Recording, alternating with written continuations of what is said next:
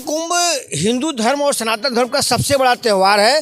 पूरे विश्व में इसको जो है जाना जाता है और हमेशा 12 वर्ष में त्यौहार आता है।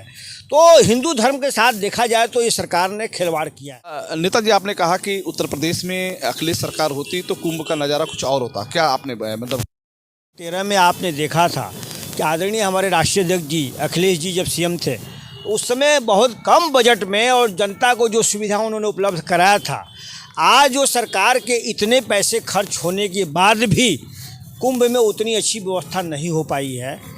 तो इसलिए अभी अखिलेश जी अगर इस बार अभी सीएम होते तो ये आपका महाकुंभ का जो 144 वर्ष के बाद आया है, इसकी कुछ और नज़ारा होती। सेना तक की बात आ गई कि अब सेना उतर गई, जैसे आपने कहा। आदरणीय अखिलेश जी ने पहले ही बोला था कि अगर सेना के हवाले कुंभ की व्यवस्था को दे दी गई होती तो ये स्थिति नहीं आती। अंततः वह समय आ ही गया कि कुंभ में भगदड़ मची 5-5, 6-6 जगह जो आपने देखा। उसके बाद से आप देखिए आज दिल्ली में भी भगदड़ मच गई है। तो आज जो है सेना को उतरना पड़ा। अगर यही व्यवस्था सेना के हवाले पहले कर दी गई होती तो शायद यह व्यवस्था में इस तरह से जनता के साथ में नहीं हुआ होता।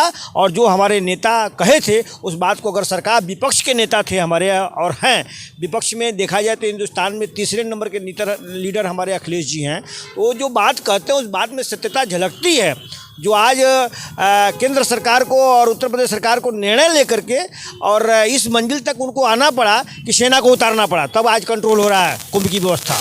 बात हो रही थी समाजवादी पार्टी के राष्ट्रीय सचिव अवलेश कुमार सिंह से। उन्होंने कहा कि उत्तर प्रदेश में यदि अखिलेश सरकार होता तो कुंभ का नज़ारा कुछ और होता।